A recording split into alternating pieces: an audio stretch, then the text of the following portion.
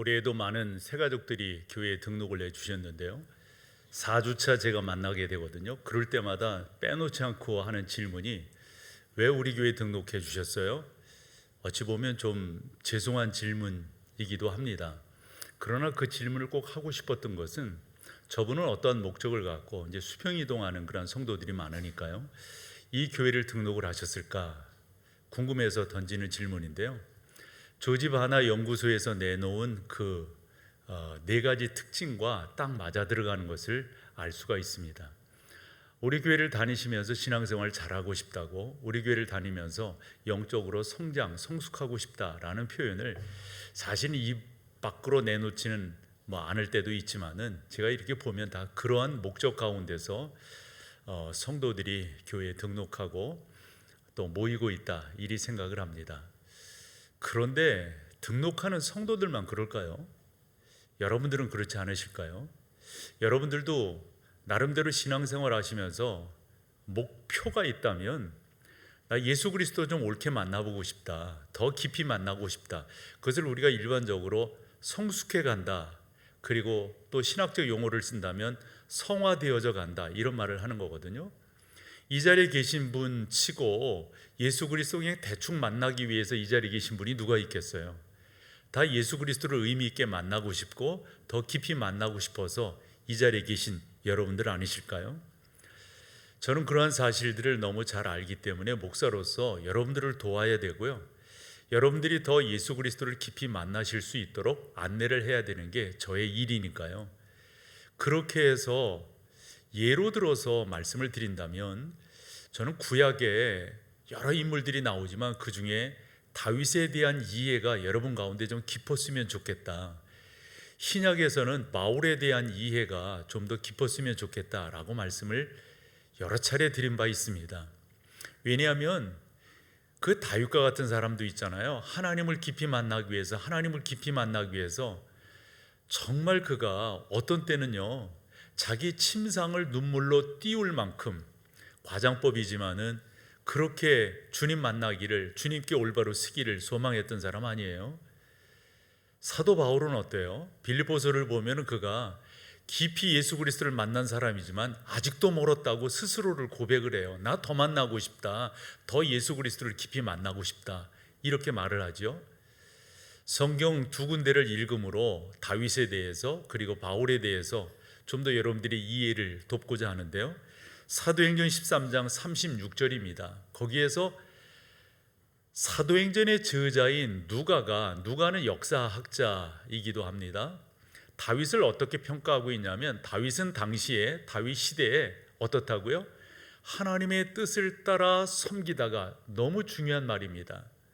계속 질문했다고 봐요. 하나님, 어떻게 하는 게 하나님의 뜻을 좇는 거예요? 어떻게 하면 우리 하나님 기뻐하실까요?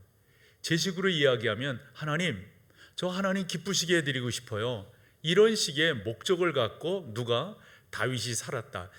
잠들어 그 조상들과 함께 묻혀 썩음을 당하였을 때, 좀 표현이 그렇지만 하나님께서 부르시는 그 순간까지 다윗의 삶의 주된 화두는 하나님, 저를 향하신 하나님의 뜻이 뭐예요? 저 하나님의 뜻 알고 싶어요, 이랬다는 거거든요. 여러분, 바울은 어땠을까요? 바울에 대한 자기 삶을 회상하는 그런 성경 구절들이 참 많고요. 본인 자신이 하나님 앞에 서기 위해서 얼마나 애썼는가, 이런 것을 우리가 성경 여러 군데서 찾아볼 수가 있는데, 아마도 그 중에 대표 구절을 꼽으라고 한다면 사도행전 20장 24절일 겁니다. 사도 바울이 예루살렘으로 들어가려고 할 때 많은 제자들이 말렸어요. 거기 들어가시면 어렵습니다, 어려움 당합니다, 감옥에 갇힙니다, 바울 선생님을 잡아 가두려고 지금 사람들이 기다리고 있습니다, 이런 이야기들을 쭉 하거든요. 어떤 사람은 급기야 이 대들보에다가 줄을 매가지고 선생님 예루살렘으로 들어가시면 저 여기서 목맬 거예요, 이런 식으로 바울이 가는 그 길 안 가셨으면 좋겠다, 이런 분위기일 때 이 말을 한 거예요. 뭐라고요? 내가 달려갈 길과 주 예수께 받은 사명, 그것이 있는데 그 사명 곧 하나님의 은혜의 복음을 증언하는 일을 마치려 하면 어떻다고요? 나의 생명조차 귀한 것으로 여기지 않겠다. 여러분, 존 웨슬레를 비롯해서 근자의 믿음의 사람들이 그러한 삶의 태도를 가졌거든요. 사명자는 죽지 않는다. 나에게 어떤 사명이 있기 때문에 내가 이 땅에 존재하는 거다. 어떠세요, 여러분? 여러분들이 지금 이 자리에 예배자로 계시지만 단순히 이 예배자로 계신다고 하는 게 여러분들의 삶 전체를 만족시키지는 않을걸요. 더더욱 여러분들이 더 예수 그리스도를 깊이 만나고 싶고 그분과 교제하고 싶고 더 나아가서 내 삶에 우리 철학적 용어를 써보자고 존재 이유가 뭐냐고요. 내가 이 땅에 아직도 생명을 부지하면서 지금 살아있는 그 이유가 어디에 있냔 말이에요. 저는 이것에 대한 분명한 여러분들의 확신 또는 다짐, 오늘 제가 설교하려고 하는 그와 같은 이 의미 있는 삶을 여러분들이 살기로 결정하신다면 이건 되는 거 아닐까요? 여러분 한번 여러분 주변을 또 주변 중에서도 친한 사람들, 예수 안 믿는 사람들 중에요, 그런 사람들 한번 생각을 해보세요. 그런 분들은 이 땅을 살아가면서 목적이 뭐예요? 일반적으로 두 가지라고 이야기하거든요. 좋게 표현할 때는 일이라는 표현을 씁니다. 직업. 사실 직업이라고 하는 게 나를 이 땅에서 존재의 의미로서 구현해내는 상당히 중요한 거잖아요. 단순히 돈 벌고 이런 게 아니잖아요. 그런데 정말 요즘이야말로 어떠한가 하는 것들을 생각을 해보면 많은 생각을 하게 됩니다. 그래서 직업의 가치, 일의 의미보다도 어디가 더 샐러리가 높은가 이런 거 많이 찾는 요즘 세상 아닐까요? 그런 모습들을 이렇게 본다면 세상 사람들이 예수 그리스도께서 우리를 이 땅에 만드신 목적을 모르고 살아갈 때 다분히 그렇단 말이에요. 리고렌의 책 여러분들이 아마 읽으셨을 것 같아요. 목적이 이끄는 삶이라고. 내가 어떤 목적을 갖고 있느냐에 따라서 글로 이끌림을 받는다, 이거 아니겠어요? 예를 들어서 운전을 한다고 생각을 해봐요. 여러분들이 부산을 가려면 대개 차에 내비게이션이 있으니까 아마 그렇게 찍고 갈 거라고요. 그러면 여러분들이 그 목적을 갖고 가니까 그렇게 운전을 하지 엉뚱한 데로 운전해 가는 사람이 있을까요? 세상은 그렇다고요. 그러니까 내가 어떠한 목적을 갖고 살아가느냐에 따라서 그 삶이 이루어져 가는데, 예수 그리스도 바깥에 있는 사람들의 삶의 가치들을 보면 야고보가 정리한 대로 욕심이라고 볼 수가 있습니다. 그걸 좀 더 격하게 이야기하면 탐욕이라고 볼 수가 있죠. 좀 더 그것을 우리가 이기적인 삶이다, 이렇게 정의를 해볼 수가 있다고 봅니다. 또한 사람들은 아마 이 땅을 살아가면서 명예, 이것도 되게 중요하게 여기지 않을까 싶어요. 명예라고 하는 것, 그것을 위해서 아마 밤잠을, 그것을 위해서 자기의 온갖 노력을, 그것을 위해서, 이것도 조심스러운 표현이지만 수단과 방법을 가리지 않나 싶습니다. 이런 얘기하는 게 조금 조심스럽습니다만 근자의 우리나라의 리더십을 갖고 있는 사람들을 보면 수단과 방법을 가리지 않고 그 자리에 가지 않았나 싶어요. 어떠세요, 여러분? 여러분들도 그러시는 거예요? 그건 좀 그렇지 않을까요? 저는 이렇게 정리를 해보고 싶은데요, 목사인 저에게 여러분들이 하지 말으셔야 될 말이 있습니다. 그게 성공하셨네요, 이 말입니다. 목사인 제가 성공을 뭘 어떻게 했다는 거예요? 죄송하지만 성공이라고 하는 그 가치를 향해서 저 달려오지 않았거든요. 하나님께서 나를 부르신 부르심이 이것이다, 그 의미 있는 삶을 위해서 저는 달려왔지요. 성공이라고 하는 꼭지점을 향해서 저는 달려오지 않았어요. 혹 가다가 목사들 중에도 목회에 성공하셨네요, 뭐 어쩌네요 저쩌네요 이런 말들을 합니다마는 그것은 건강한 표현이 아니란 말씀이죠. 조지 바나가 이런 유의 설교를 한 적이 있습니다. 만일 내가 아주 성공했다면, 만일 내가 아주 그럴듯한 자리에 올라갔다면, 그런데 질문이 그거예요. 그런데 왜 나는 행복하지 않지? 어떠세요, 여러분? 여러분들이 그렇게 달려오셨다 치자고요. 예를 들어 저도 이제 어느 정도 나이가 있으니까 그래서 왔어요. 만약 그런데 왜 나는 행복하지 않지? 좋아요, 표현을 해볼게요. 그 정도의 교회를 일구었어요. 그런데 왜 불안하지? 종종 제가 제 안에 다윗이 되어서 외치는 것이 있어요. 너는 왜 불안하여 하는고? 왜 불안한 거예요, 여러분? 그래서 다윗은 뭐라고 말했습니까? 하나님을 바라라. 하나님을 바라라. 내 안에 좋아요. 그 정도 이루었어요. 그 정도 사람들이 그렇게 칭찬하니 칭찬하고 그런다고요. 그런데 왜 불안한 거예요? 왜 만족이 없는 거예요? 조지 바나의 이야기처럼 왜 행복하지 않은 거예요? 여러분, 한 번 더 생각해 봐야 되지 않을까요? 중요한 것은 우리식으로 이야기해서 의미 있는 삶을 살지 않았기 때문입니다.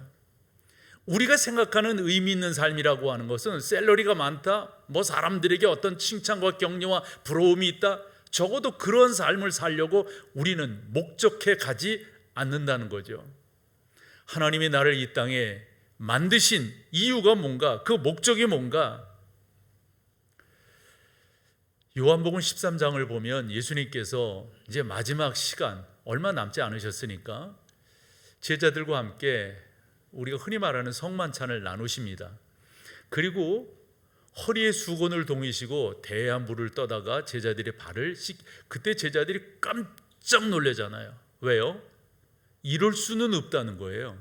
제자가 선생의 발을 씻기거나 종이 주인의 발을 씻기는 경우는 우리 가운데 있어도 선생이 주인이 우리의 발을 씻길 수는 없다는 거예요. 주님 말씀하셨어요. 거부한다면, 그러려고 한다면 너 나랑 상관이 없다. 베드로가 그 다음 뭔 말을 해? 그러면 몸 전체를 씻겨주세요. 아니다.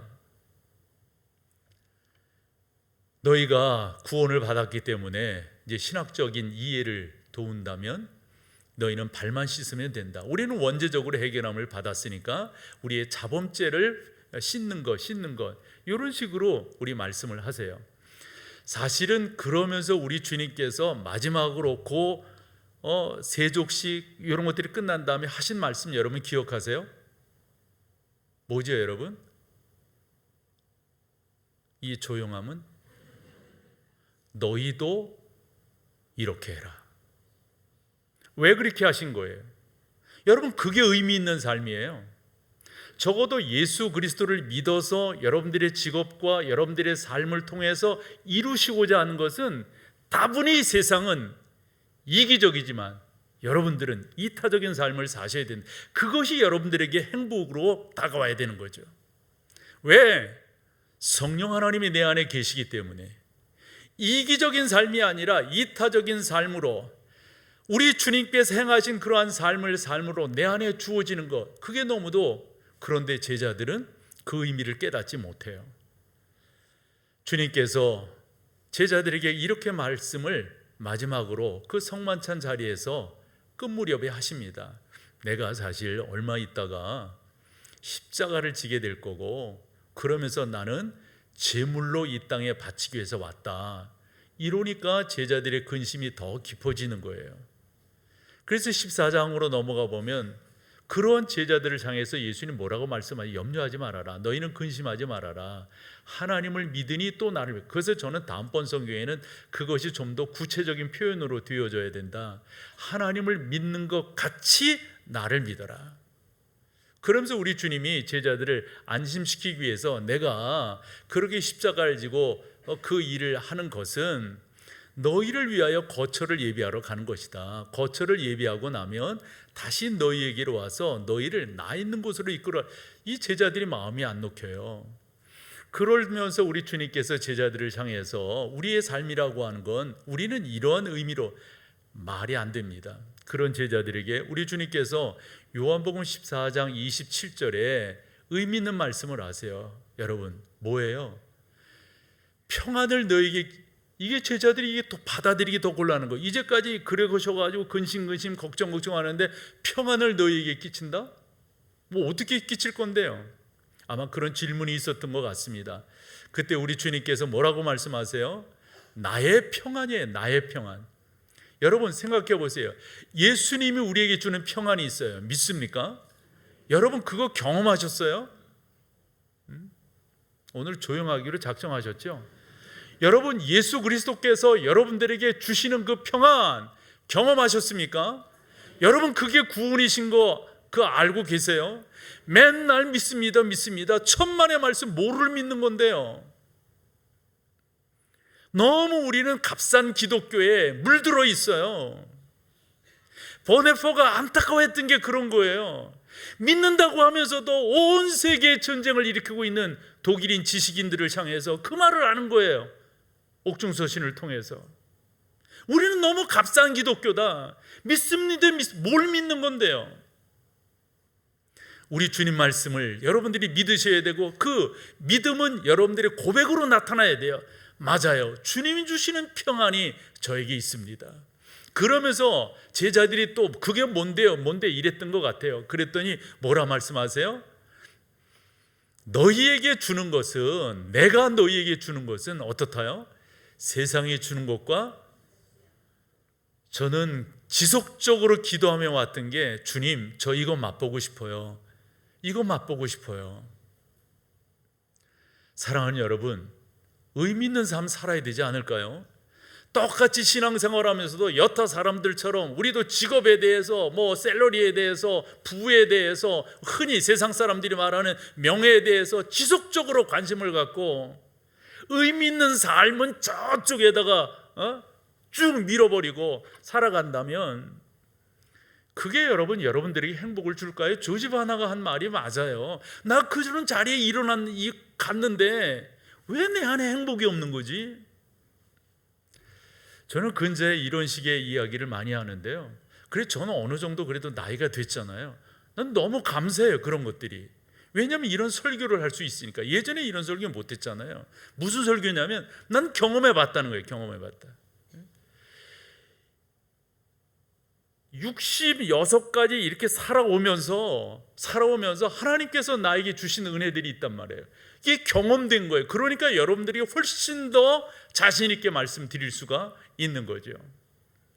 그러므로 여러분, 세상 사람들은 그런 가치 속에서 그냥 우왕좌왕, 죄송해요, 아기다툼, 이런 표현도 괜찮을걸요. 그러면서 살아간다고요. 그런 가운데 적어도 여러분들은 의미 있는 삶을 사시라 말씀을 드리며 몇 가지로 정리를 해볼게요. 첫 번째는 이젠 그만 좌고우변하시지 말라고요. 언제까지 방황할 거예요? 언제까지 여기 갔다 저기 갔다 동가식 서가숙 할 거예요? 예수 믿는다고 여기서는 괜찮은데 바깥만 나가면 안 믿는 사람처럼 똑같은 가치관 속에서 살아간다면, 죄송하지만 언제까지 그렇게 하실 거냐? 난 그 이야기 들으면서 그것이 만들어낸 이야기인지 뭔지 모르지만 기가 차지 않아요. 뭐예요? 어느 점집에 광고판 하나 붙었어. 교회 집사 사절.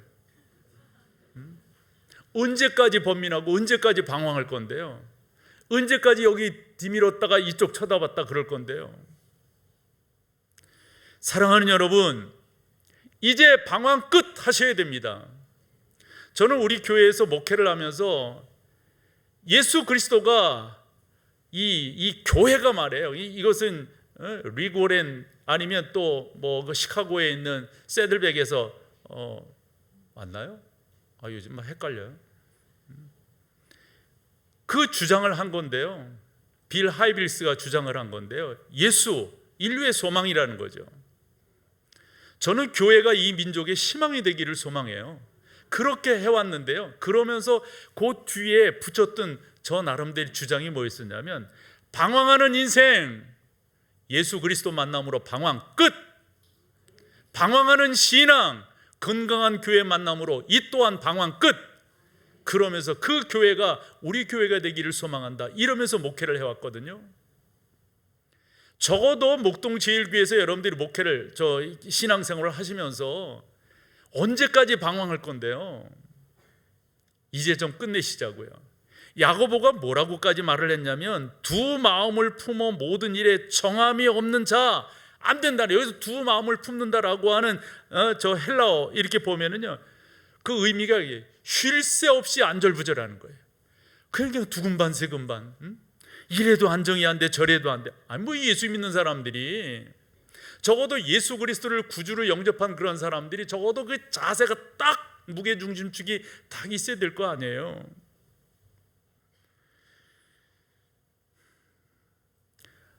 우리 교단의 헌법 중에 이런 말이 있어요. 목사의 이중직을 금한다, 이런 말이에요. 목사는 두 가지 직업을 가질 수 없다. 근데 요즘은 조금 정서들이 막 바뀌고 있어요. 왜냐하면 좀 성도들이 잘 안 모이는 그런 교회에서는 목사가 생활비를 받기가 곤란하잖아요. 그래서 평일 때는 일을 하는 거예요. 이런저런 일들을 한다고요.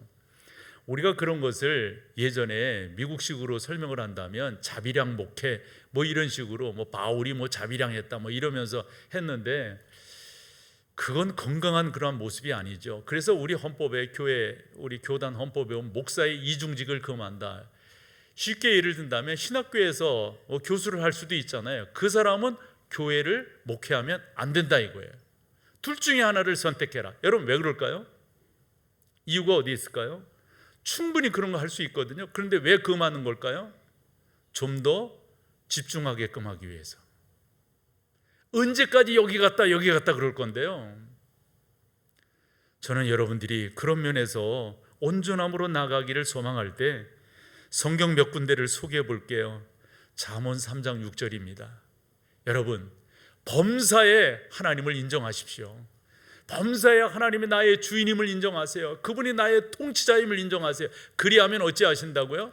여러분들을 코치해 주실 거예요. 또 한 군데 시편 25편 5절입니다. 참 귀합니다. 이렇게 기도하는 거예요. 하나님의 사람 다윗이. 같이 한번 읽어보세요. 주의 진리로 나를 지도하시고 교훈하소서. 주는 내 구원의 하나님이시니 내가 종일 주를. 여러분이 여기서 기다린다라고 하는 저 표현도 괜찮지만 바라나이다, 이 우리 해바라기라는 말이 있잖아요. 종일토록 주님 바랄게요 제가. 그런데 조건이 있습니다. 그렇게 되기 위해서는 주님의 진리로 다스림을 받아야, 교훈을 얻어야만 이게 가능하다 하는 겁니다. 잠언 16장 9절입니다. 같이 한번 읽어보시죠. 사람이 마음으로 자기의 길을 계획할지라도 그 걸음을 인도하시는 이는. 아멘, 아멘. 여러분들의 영적 내비게이션을 정확하게 맞추세요. 정확하게. 하나님의 선하신 뜻, 오늘 성경도 보면 그거잖아요. 우리를 구원하신 그 목적이 뭐라는 거예요. 바울은 정확하게 딱 정리를 하기를, 여러분들은 하나님의 작품이라는 거예요. 이게 10절이잖아요. 하나님의 작품이라는 거예요. 하나님의 작품은 뭐 하는 사람이냐? 그분의 선한 일을 위해서 여러분들을 하나님께서 작품으로 만드셨다는 거예요. 어떻게 하실래요, 여러분? 이사야는 이렇게 말을 했습니다. 26장 3절에 제가 참 좋아하는 그러한 표현인데요. 같이 한번 읽어보실까요? 주께서 심지가 견고한 자를 평강의 평강으로 지키시리니 이는 그가 주를. 아멘, 아멘. 그런 은혜가 우리 가운데, 저 신뢰함이라고 하는 표현도 좋지만 옛날 성경 의뢰함이니이다 그랬어요. 우리가 그 하나님을 의뢰하면 어떤 사람이? 심지가 견고한 사람이. 이런 표현 좋아하거든요. 이런 표현들. 적어도 우리 목동제일교회 성도들은 이러한 자세로 그 하나님을 찾고 그 하나님을 온전하게 만나며 나아가는, 여러분들이 잘 아시는 성경 구절이 하나 있습니다. 시편 127편 그 중에 2절인데요. 그걸 전후반으로 좀 나눠볼게요. 전반에 뭐라고 말했어요? 너희가 일찍 일어나고 늦게 누우며 수고의 떡을 먹음이 어떻다고요? 하나님 없이 살아가는 인생은. 그 다음에 그러므로 여호와께서, 그렇지만 여호와께서 그 사랑하시는 자에게는, 즉 하나님을 의지하는 자에게는 뭐라고요? 여기서 잠이라고 하는 게 이런 잠이 아니잖아요, 여러분. 그런 사람에게는 하나님께서 평안함을 주신다, 이렇게 여러분들이 이해를 하시면 되리라고 봐요. 그러므로 사랑하는 여러분, 다른 무엇보다도 이젠 좀 그만하시자고요. 이젠 좀 그치시자고요. 좌고우면하는 거, 동가식 서가숙하는 거, 언제까지 여러분 이쪽 저쪽 바라보면서 하나님, 그분이 여러분들의 의미 있는 삶으로 존재케 하시니까 여러분들이 그 하나님을 온전하게 집중해서 나아가는 그런 은혜가 있기를 간절히 소망합니다. 그러면서 두 번째로는 좀 여러분들이 하나님 앞에 부르심을 입었으니까 그 부르심을 좀 더 키워나가시라고, 키워나가세요. 이것을. 욥이 고난 가운데 있을 때 이런 식의 설명을 합니다. 내 인생은 소망이 없고 그 소망 없는 날이 지속되고 있고 그러므로 나는 지쳤고 내 인생은 무의미하다고. 여러분, 그렇게 힘든 날을 지내실 수도 있습니다. 그러나 하나님께서 여러분들을 붙들고 계심을, 왜냐하면 제가 경험하는 것이니까요, 그것을 여러분들이 좀 더 키워나가는 거예요. 키워나가는 거. 저는 이런 식의 표현도 종종 했었는데요, 내가 갖고 있는 하나님이 주신 꿈이 있잖아요. 이 꿈을 키워나가는 거예요. 키워나가는 거. 그 꿈을 하나님이 내 심령 가운데 심으신다고요. 심겨진 그 꿈을 키워나가는 거, 이런 것이 여러분 가운데 더 놀랍게 있어야 됩니다. 에레미야 29장 11절에 에레미야가 여러분들을 이렇게 위로하십니다. 같이 읽으세요.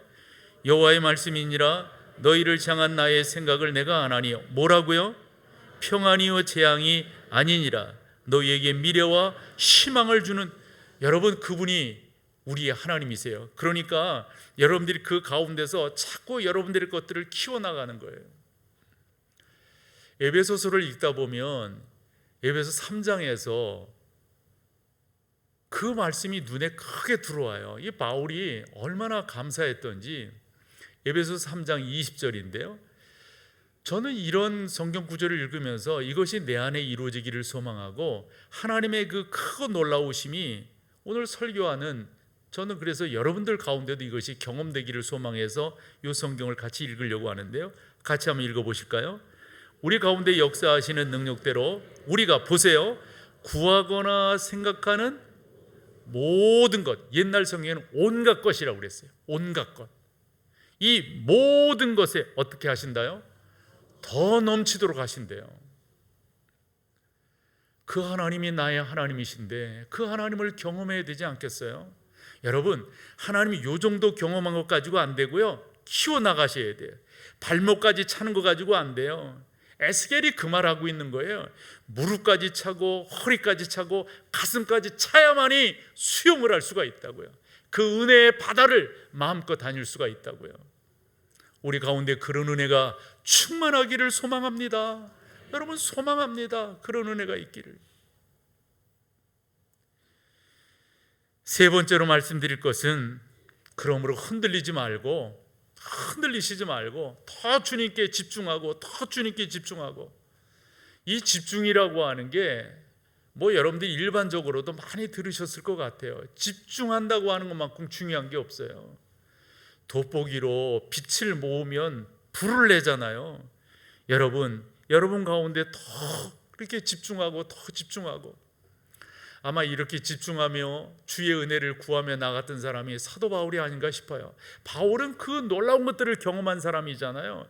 우리가 빌립보 성경도 보면 바울은 뭐 이 세상 것도 경험했지만 그 모든 것들을 배설물로 여기는 이유가 있었다고 설명을 하잖아요. 하나님의 은혜가 자기에게 얼마나 컸는지, 당신에게 얼마나 컸는지.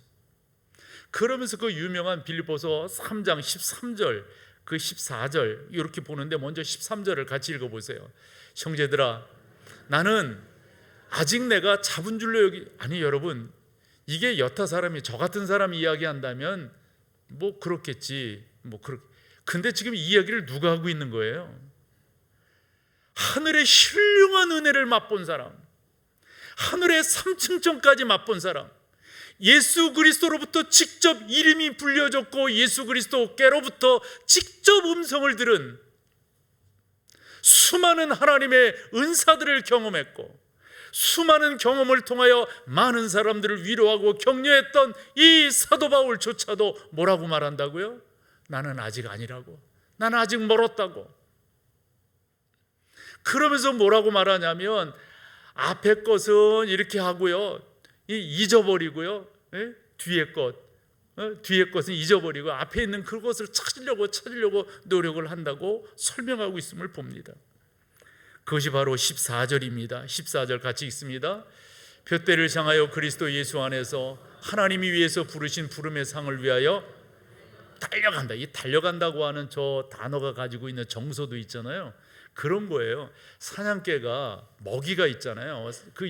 그러면 개가 이렇게 막 그 사냥물을 향해서 그 먹이를 향해서 뛰어갈 때 여러분 밭둑으로 눈둑으로 뛰어가는 거 골라서 뛰어가는 거 그런 개 봤어요?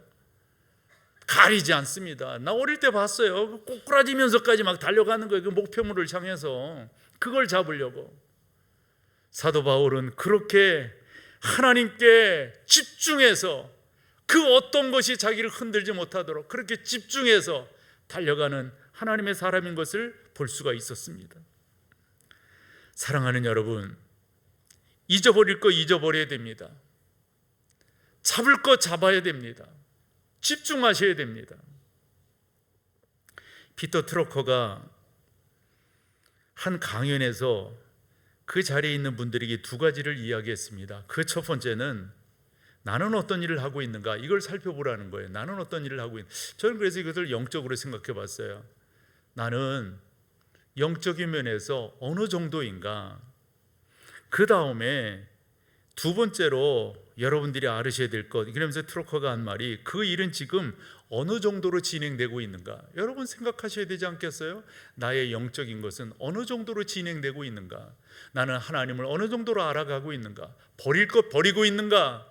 찾을 것 찾기 위해 달려가고 있는가. 빌리 그레이엄이 돌아가신 지도 한 5년 됐는데 저 빌리 그레이엄 같은 경우도 사실 아마 뭐 여러 가지 수식어들이 있지만은 근자에 저분만큼 주의 복음 사역에 귀하게 쓰인 분이 어디 있을까 그러거든요. 지금도 저분을 통해서 이루어진 단체가 이 사마리탄 펄슨이가 뭐 그런 단체가 있는데 거기도 그 일을 하는 걸 보면요 얼마나 열심히 참 귀하게 일들을 잘 감당하고 있는지. 그리고 저 빌리 그레이엄은 미국 대통령 5분인가를 이렇게 거쳤다고 제가 들었어요. 근데 그 5분을 이렇게 거칠 때 나름대로 그 영적인 어떤 멘토잖아요, 대통령들에게. 그때 한 번은 이런 부탁을 받았다는 거예요. 혹시 대통령 고문을 맡아주실 수 있습니까? 난 그 자리가 어떤 자리인지 모르지만 표시가 그렇게 돼 있어서 그대로 인용을 해보면 대통령 고문을 맡아줄 수 없습니까? 그랬더니 빌리 그레이엄이 정중히 사과를 합니다. 감사합니다. 정말 영광스러운 자리인 것을 제가 압니다. 하지만 하나님이 나를 부르신 목적은 그 일이 아니라 복음을 전하는 일인 것을 믿습니다. 그래서 정중히 사양한다는 거예요. 김정한 목사님을 제가 좀 알잖아요.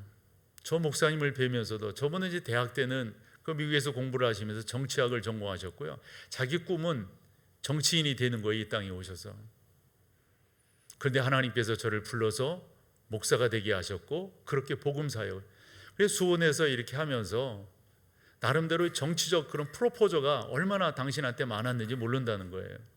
그때마다 제가 사적인 자리에서 여러 번 저 얘기를 들었어요. 사양합니다. 나는 복음 전하는 사람이고 복음 전하기 위해서 이 땅에 존재하지 그런 일에 나는 관심이 없습니다. 저는 많은 도전을 제 자신이 받습니다. 주의 부르심이 나에게 얼마나 가치 있는 것인가. 이 목사님 그거 아니에요. 주께서 복음 전하는 자로 당신을 부르셨다고 하는 이 프라우드함이 너무도 세상 그 어떤 것과 비교할 수 없는 거예요. 나는 과연 그런가? 나는 과연 여러분들의 구원은 어떠해요? 여러분들의 부르심은 어떠하시냐고요? 여러분 정말 여러분들이 집중하며 하나님 앞에 나아가고 계신가요? 소망해요 여러분. 그렇게 우리 달려가자고요. 그러면서 여러분들이 하셔야 될 것이 있다면 하나님 저 좀 도와주세요. 하나님 저와 함께 이 도와주세요 함께 해주세요 이게 있잖아요. 우리가 하나님께서 불러가신 그 순간까지 해야 될 기도예요. 끝까지 우리는 하나님 저 부르실 때까지 주 앞에 잘 쓰임 받다가 저 부름 받을 수 있도록 도와주세요. 그러며 주 앞에 나아가는 여러분 되시기를 소망하고, 마지막 한 가지 이게 중요한데요. 내가 어떻게 그와 같은 스탠스를 취할 수가 있는가? 내가 어떻게 그 부름받은 그 부름에 합당하게 응답하며 나아갈 수가 있는가? 여러분 바울이 로마야에 그런 표현을 썼어요. 여러분 모두는 하나님의 심판대 앞에 설 거라고. 여러분 생각해 보세요. 하나님의 심판대 앞에 우리가 쓴다고 하는 것. 그래서 심판대라고 하는 말이 뭔가 봤더니 무슨 경기가 열리고 있잖아요. 그러면 심판들이 이렇게 높은 데 올라가서 보는 거예요. 이렇게 보는 거예요. 그때 여러분 심판 속일 수 있습니까? 정서적으로 보면 속일 수 없는 거예요. 여러분 보세요. 우리가 뭔가를 말씀드리면 그 말씀드린 것을 하나님이 하나하나 적으시고 너 그렇게 했구나 그렇게 했구나 지금 그러신, 말씀드리지 않더라도 하나님은 다 하시잖아요. 다 하시잖아요. 여러분 중요한 게 10절에 저렇지만 12절로 가보면 이렇게 표현되어 있어요. 이러므로 우리 각 사람이 자기 일을 하나님께 어떻게 한다고요? 짓고 한다고 하는 말이 뭐예요? 뭐 분명히 이 단어적인 의미를 여러분이 다 아시는데 저 의미는 있잖아요. 이런 의미가 더 강해요. 제 주가 제 물을 갖고 제단에다가 올려놓는 거예요. 올려놓는 거. 여러분 그 제주가 재물을 갖고 그렇게 올려놓을 때 에이 되려면 되고 말려면 말아 이런 식으로 마음 갖고 할까요? 정성을 다해서 올려놓을 거라고요. 정성을. 제가 저 땅에서 이렇게 살다 왔습니다. 이게 저입니다. 이게 제가 한 일입니다. 이렇게 보고하게 될 거예요. 그러면 하나님이 모르시기 때문에 그래 그러니 했니? 그랬구나 이러시려고 그러는 거예요. 그거 아닌 거 여러분 아시잖아요. 우리 스스로 고백하게 한다는 거예요. 왜? 의미를 되새기게. 우리가 이 땅에 있으면서도 하나님 앞에 내가 그렇게 나아갈 것이로구나, 내가 그 하나님의 보좌 앞에 그렇게 쓸 거로구나, 이런 것들을 깨닫게끔 하시기 위해서 그렇다는 거예요. 사랑하는 여러분, 저는 여러분들이, 저도 그렇고요, 주님 앞에 그렇게 쓰임 받고 싶어요. 그렇게 주 앞에 쓰고 싶어요. 그래서 이렇게 설교하는 거예요. 잠언 16장 4절에 하나님의 사람 솔로몬이 이렇게 교훈을 합니다. 같이 읽어볼까요? 여호와께서 온갖 것을 그 쓰임에 적당하게 지으셨다고요.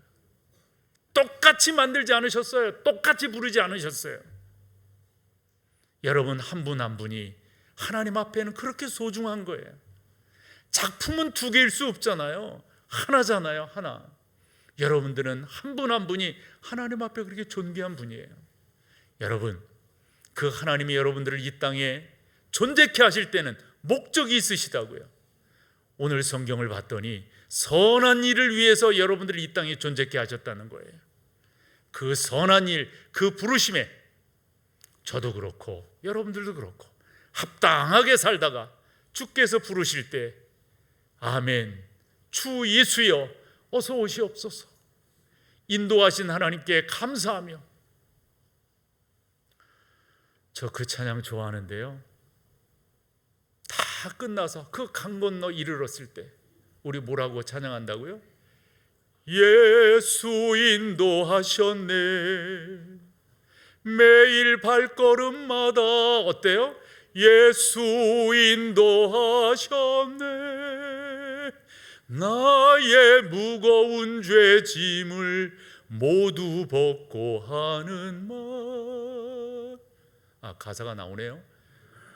어떤 데 가사가 생각이 안 나가지고 예수 우리가 해야 될 거 아니에요. 하나님 고맙습니다. 하나님 감사합니다. 바울이 고린도전서 15장 10절에서 모든 것이 하나님의 은혜입니다. 주님이 인도하셨습니다. 다 같이 일어나셔서 우리 찬양으로 주 앞에 나아가시죠.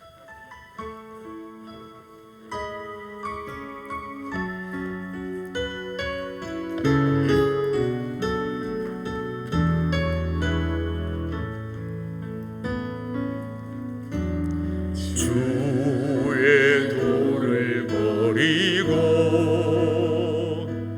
헛된 꿈을 줬던 우리는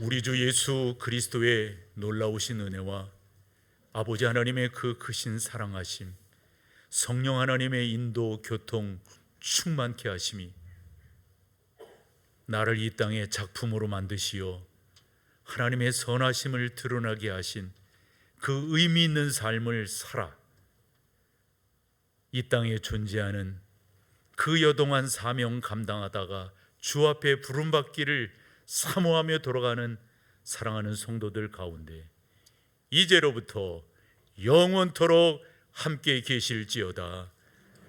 아멘.